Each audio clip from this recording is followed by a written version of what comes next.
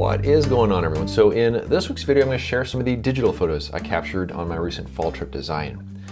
And these are taken with a Sony a7R IV with a 24-70mm lens. So I've made an intentional decision to go with a 4:5 aspect ratio. And the reason for that, well, there's a couple of reasons. One of them is consistency.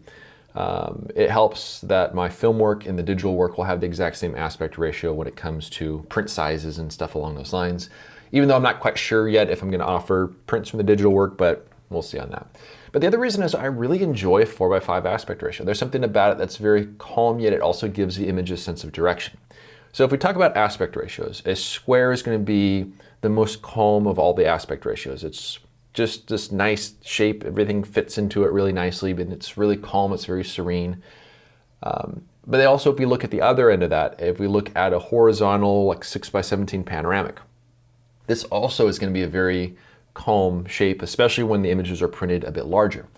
But a 2:3 aspect ratio, I don't really enjoy a 2:3 aspect ratio. And that came to be in these cameras because originally the first 35mm cameras, they were taking movie film, and then you would have it, instead of running vertically, you run it horizontal, and it just amounted to 2:3 aspect ratio. But it's kind of in between. It's not a square, it's not a panoramic, it's just kind of this awkward shape, and it gets a little more awkward with vertical. So a 4:5, I think, just gives that sense of calm I'm really going for. And so when I was shooting the photos, I have my camera set so that the viewfinder is cropped to a 3:4 aspect ratio. But a 4:5 actually crops in just a little bit more on the sides. But it gives me a pretty good feeling for it. But since I'm shooting raw, I do shoot with a full 2:3 so that full image is captured. So afterwards you can skew the image a little bit to the left or right with a little bit more sort of hidden information, which I think is kind of cool. It reminds me a little bit of working with a view camera in that regard. So this is the one of the first photos I'm going to share from the fall trip. This was taken, I think, on my last day of the trip. I'm worn out. I'm just wandering around, and I didn't have my big 8x10 with me, just the digital kit. And I gotta say, it was fun. It was fun because I was able to just explore a little bit, experiment a little bit. And this is a scene I really wanted to photograph on the 8x10, and maybe in future years I will if the conditions are anywhere like what I had this year.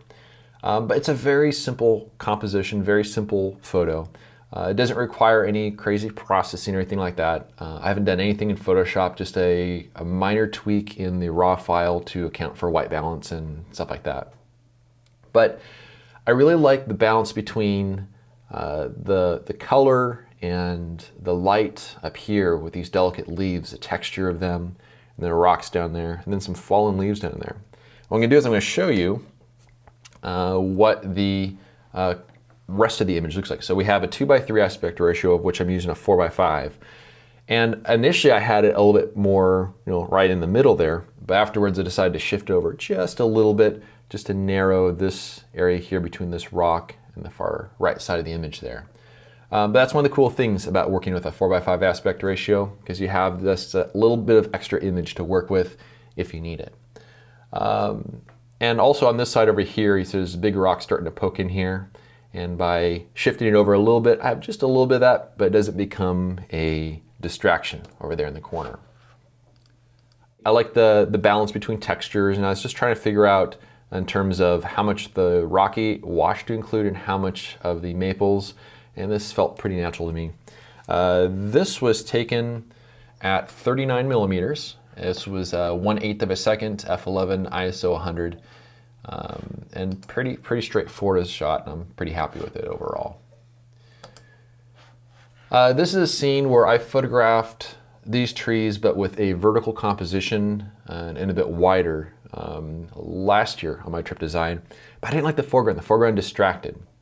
Especially this tree over here was very red, but then the wash pinched down, and I thought I'd like it, but it didn't flow quite right. So on one of the days of this year's trip, I wandered over to that area and just kind of played around with it a little bit with the digital kit and trying to find a horizontal composition using all the elements there. And I think I found something that works pretty well. So what I'm gonna do is I'm gonna show you what the uncropped image looks like. And so on the far right side, there's a really blown out area over here. And I didn't even see this at all when I was composing it, since I have effectively a mask on the the viewfinder and on the rear screen to represent a 3:4 aspect ratio.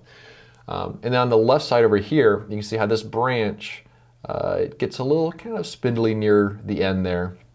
And so by chopping it right there, what happens is that you avoid any sort of distractions, because if you have a subject right near the edge of the frame, especially something that is different from the rest of the image, it's going to pull the attention away from what you want it to.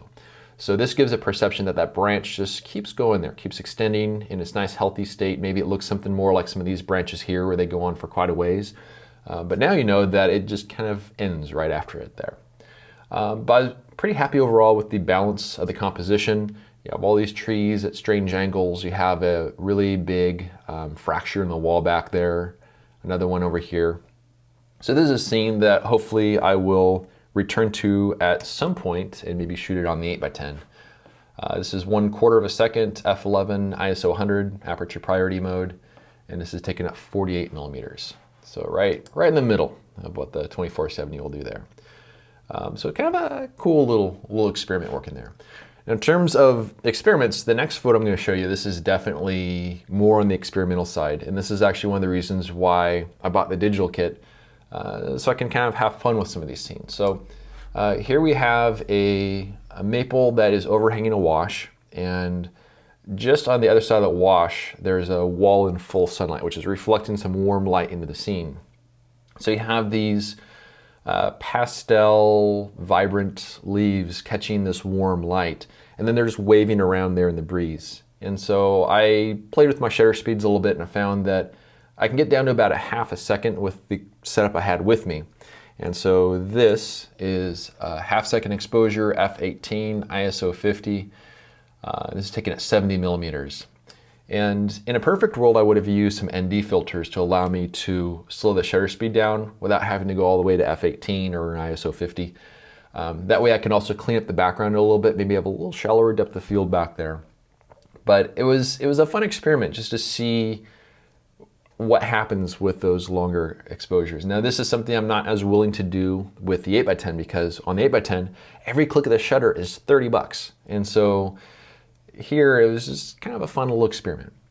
In terms of how the digital kit is going to work into my process as a whole, still undecided. I think it'll fall into the category right now of something to have fun with, something to explore a little bit with. Maybe on those days when I'm a little worn out, something to take around with me and just kind of get that extra little boost of energy from finding a composition on a scene. But in the case of these two photos here, these are ones I do hope to return to with the 8x10, so I guess it's kind of an advanced scouting tool as well. But I hope you guys enjoyed this little peek into the digital work here, and I want to thank everyone for watching. I'll see you around next time.